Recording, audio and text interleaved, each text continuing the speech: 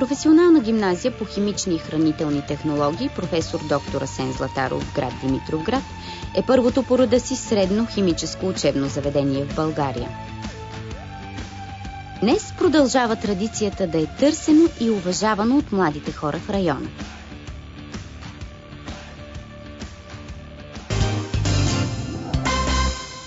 Избрах това училище, защото имаме интеграционен център, който дава възможност на учениците да посещават извънкласни дейности според интересите си.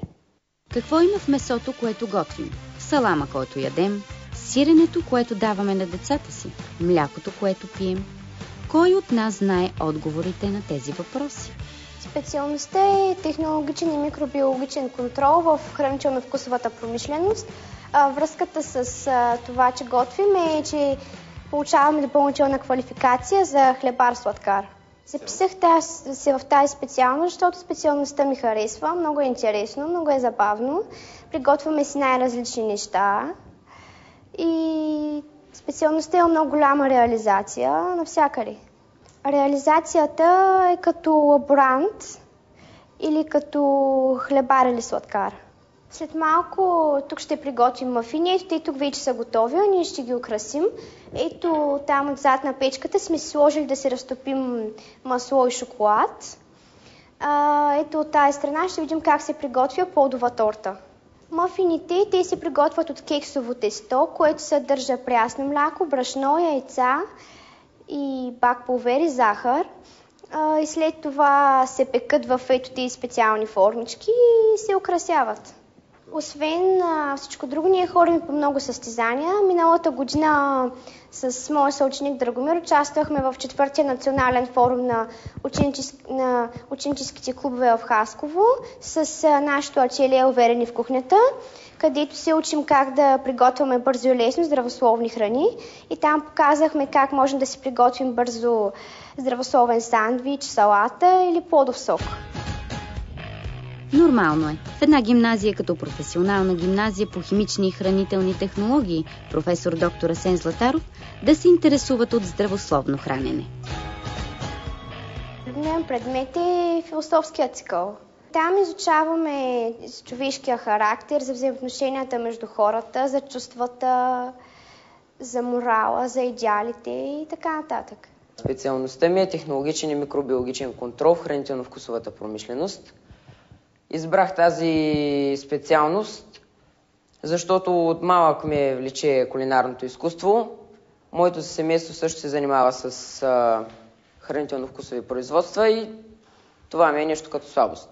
В момента ние имаме част по кулинарство и в момента приготвяме сладкиши. Това е плодова торта, която е приготвена от пандишпаново тесто. Между слоевете е нанесен слой сметана и отгоре в момента украсяваме тортата с плодове, за да може да изглежда красиво. Любим предмет ми е на мен химията, защото в нашето училище изучаваме няколко химии, имаме и практики към химиите. В практиките правим много интересни опити, в които се получават се отделят газове, получават се утайки, много различни цветове се получават и общо взето това е много интересно за мен и за това ми харесва химията като предмет най-много. Това е училището, в което най-много се изучава химия. Дори тази година ние имаме 3 различни вида химия. Химия опазване на околната среда, органична химия и стихиометрични изчисления. Това са, мисля, че 9 часа седмично общо от всичките часове. Мисля да запиша в Пловдив в хранително-вкусовия. Много хора знам, които са учили в хранително-вкусовия в Пловдив, които не са се занимавали с тези предмети, които ние изучаваме.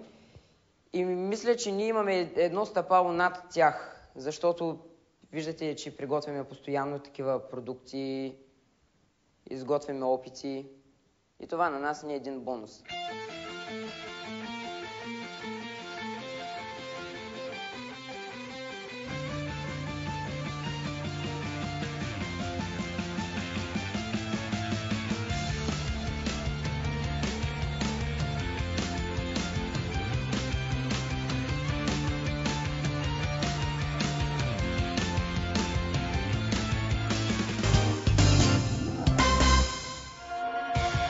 Тази година е сформиран нов екип, който ще поеме традицията да издава училищния вестник. Този път електронен. В момента се намираме в нашия офис. Тук ние съставяме вестника, който е една възродена традиция. Издавал се е преди в хартиен формат, но тази традиция вече е отменена и в момента го предлагаме в онлайн вариант на сайта на училището. Бяха ни попаднали бройки на стари издания, които учениците са правили, и ни хареса идеята и ние да се занимаваме с това. Затова решихме да го направим. Във вестника отразяваме живота в училището, най-важните събития и това, което пряко касае учениците. Също така публикуваме снимки от мероприятия, на които самите те са присъствали и на тях им е хубаво да се видят във вестника. В последния брой са включени статия от мероприятието на БМЧК, където се проведе обучение при първа помощ, как да се действа. Също така имаме клуб устойчиво развитие, в което се учихме как да заснемаме професионално филми от софийския лектор Олег Константинов. Той дойде тук, учихме се, той много ни помогна и сега ни предстои да записваме и филм. В ръцете си аз държа една диплома. Миналата година се явих на състезание на тема Джордано Бруно. Това е грамотата. Класирането беше само на второ и трето място. Състезанието беше организирано от Астрономическата обсерватория в Димитровград в памет на големият астроном и философ Джордано Бруно. В състезанието имаше презентации, есета, плакати, картини също. Аз участвах с есейна тема цитата на Джордано Бруно: "Капката пробива камъка ни своята сила, със своето постоянство." В принцип ме привлича и ми харесва и да пиша, да се изразявам по този начин мнението, и затова писането е начин да се изразява човек мнението, е един вид изкуство. Всеки си има някакви различни интереси. Един му харесва да рисува, друг да пише, трети да снима, и всеки трябва да занимава с това, което иска. И това е по-интересно, когато има извънкласни дейности. Ето, тук първата статия на вестника е за нашия интеграционен център СТИФ. Сега тук има всичко. И за нашето обучение приемна грижа, където се обучавахме взаимно. Това е инициатива на Българския младежки червен кръст. Ето тук снимки има. Имам удоволствието да бъда ръководител на един интеграционен център. Сега тук има всичко, който на галено му викаме СТИФ. Неговата рождена дата е 2007-2008 учебна година, когато по проект Училището желана територия спечелихме проекта. Оттам нататък обаче историята му е много интересна, защото структурата вътре е абсолютно динамична и подвижна. Даже една от схемите сме разпечатали. Почна се от ученическа фирма, вестник в класически вариант, за да се стигне всъщност компютрите и ние като най-твърдия член на СТИФ. И през годините се променяха много извънкласните дейности по желание на децата. Това е най-важно. Специфичното е, че вътре връзките в центъра са много, много важни за нас. Защо? Защото единия клуб помага на другия. Едното ателие, по-малка структура, комуникира с другото.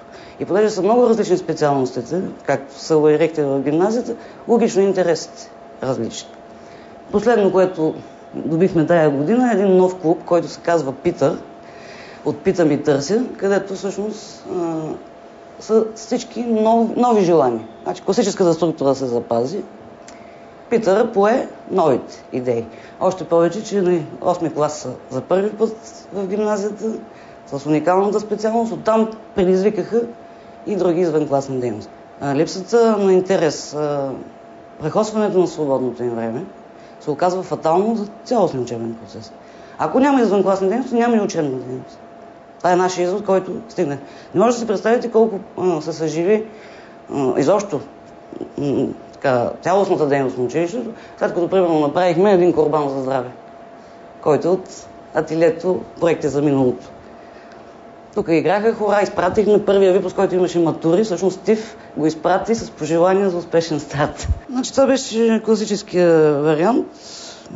Един от първите броеве на Стив и Випус 2008, която издадохме. Формата ни е нестандартен, малко като за вестник, но покажа отворен. Така, сгъвката е, това е по идея на децата и се продаваше в плик с цветно приложение, което за всеки брой е различно. В случай съм взела Баба Марта. И това е мартинския брой. На абитюрентите пък самите абитюренти бяха направени като притурка цветна на вестника вътре.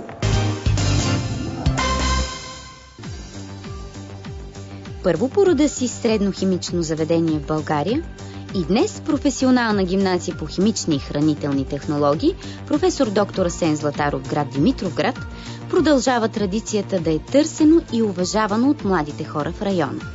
Заради съвременните професии, които предлага, богатия училищен живот, наситен със случки, усилен труд, но и много победи.